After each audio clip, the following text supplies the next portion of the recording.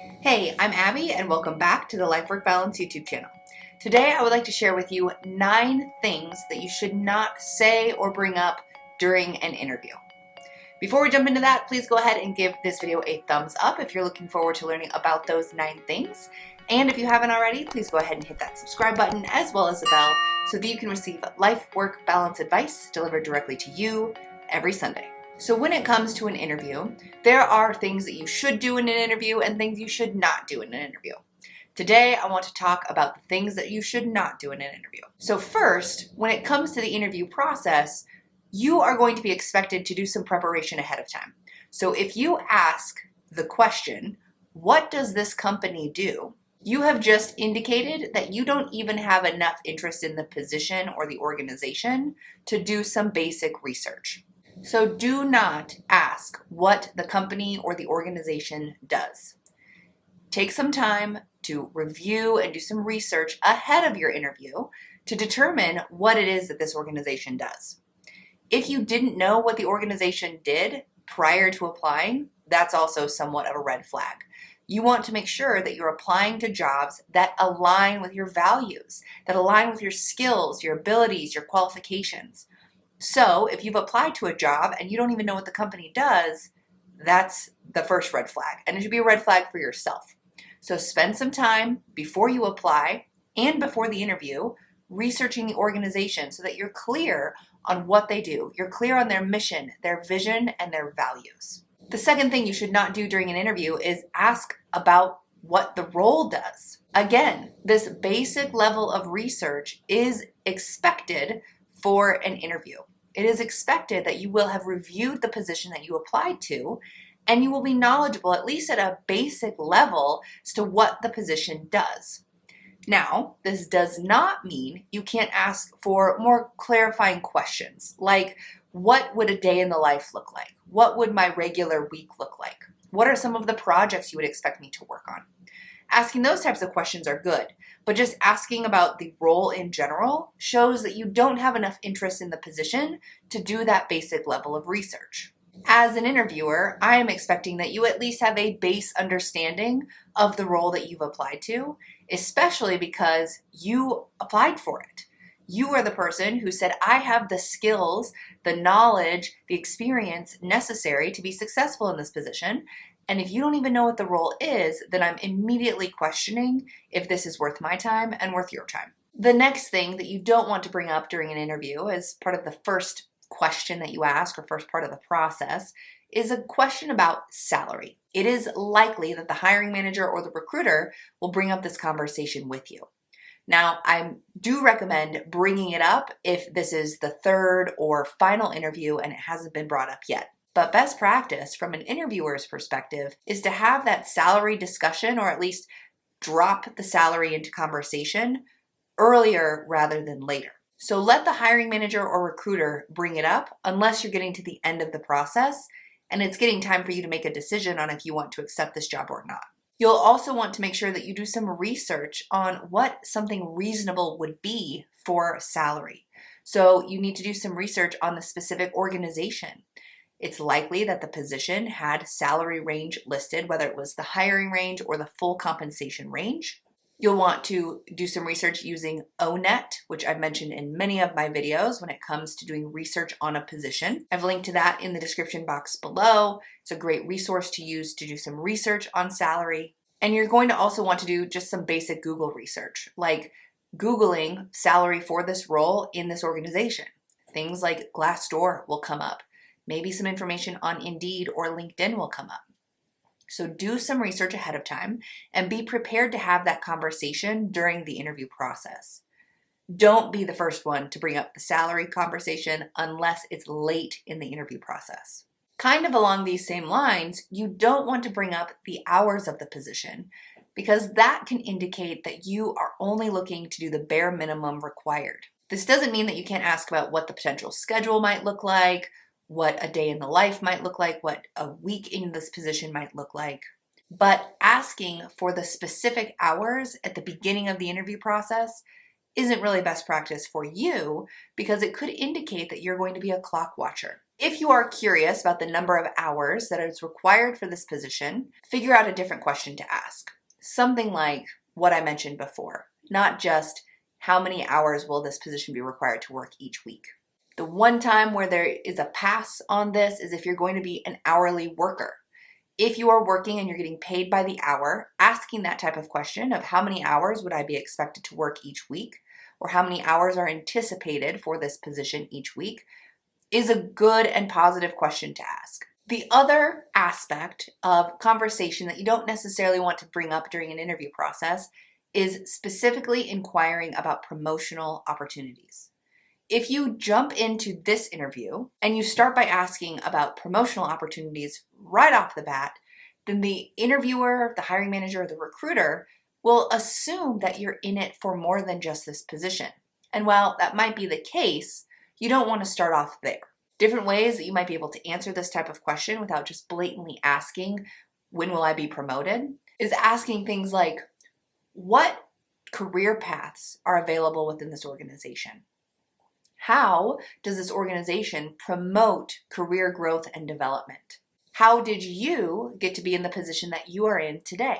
So asking more of those questions about how the company supports career growth and development is better than just straight up asking, when will I get promoted? Again, taking a job isn't 100% about the promotional opportunities. So asking about that right off the bat shows that you may have other motivations at play. Now, these last 3 tips are a little bit more focused on the overall interview experience from you as a candidate to the interviewer. You want to ensure that while you are answering all of the questions that are coming at you during this process, that you are keeping a positive mindset and you are spinning things in a positive way. So you do not want to talk poorly about your previous organizations, previous bosses, previous coworkers. Not only does this probably not matter all that much to the employer that you're talking to now, but it could also leave a bad taste in their mouth about you. If all you have to say are negative things about your previous organization, your previous boss, your previous coworkers, one of the things that might stick into the interviewer's mind is, how will this person talk about me when they choose to leave this organization?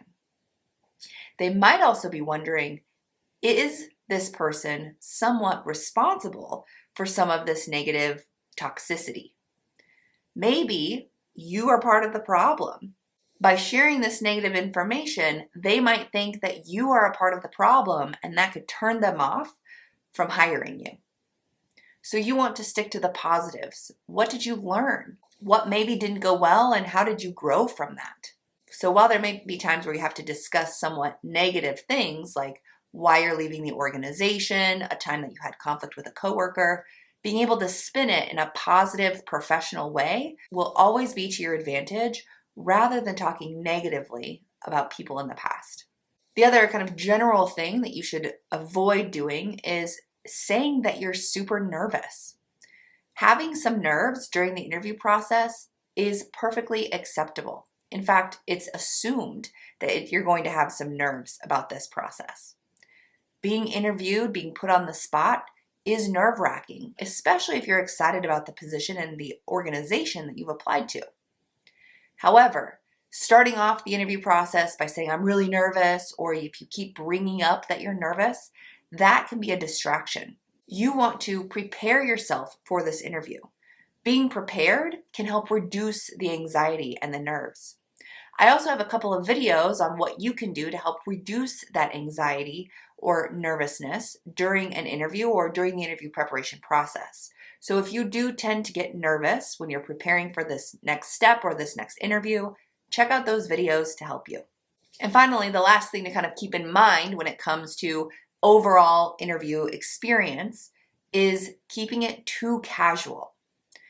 Being casual isn't necessarily a bad thing, but being too casual, like with the way that you dress or the words that you say or use, can backfire. You want to make sure that you're using language that is appropriate for the work environment that you're joining.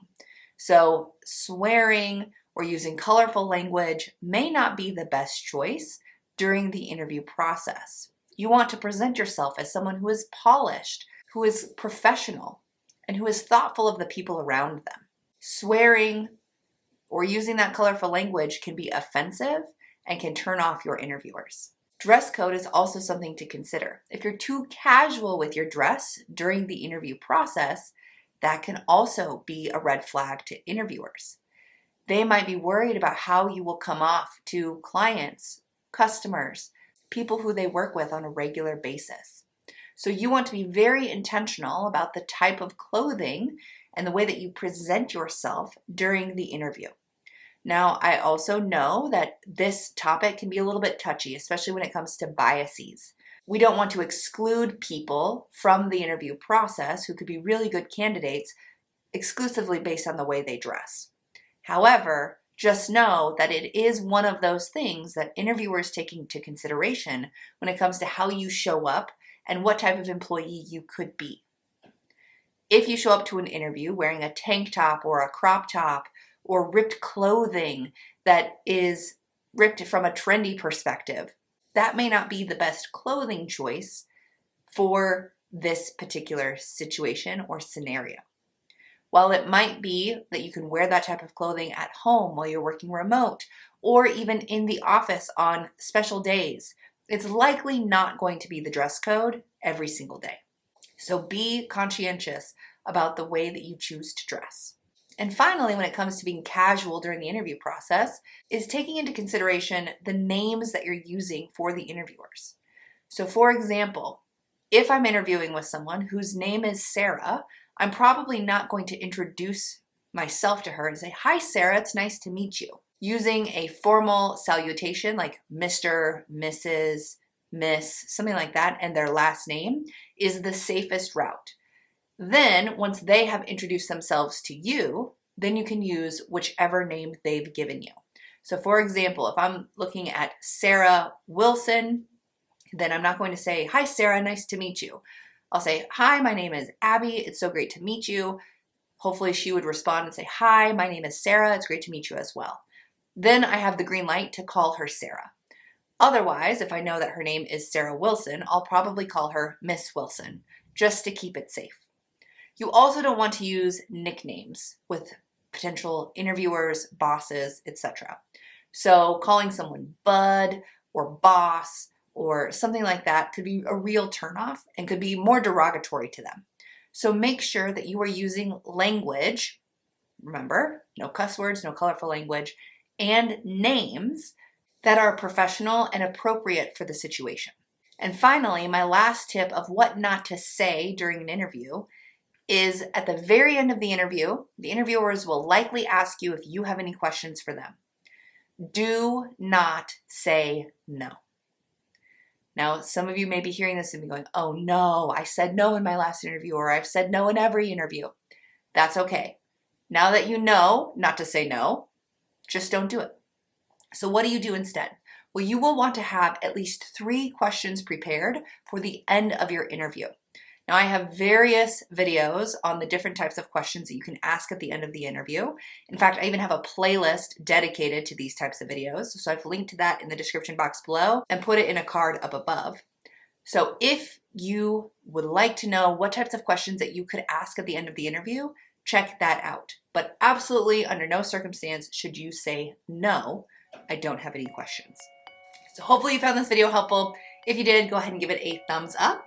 And if you haven't already, please remember to go ahead and hit that subscribe button as well as the bell so that you can receive life, work, balance advice delivered directly to you every Sunday. Thanks, and I'll see you next week.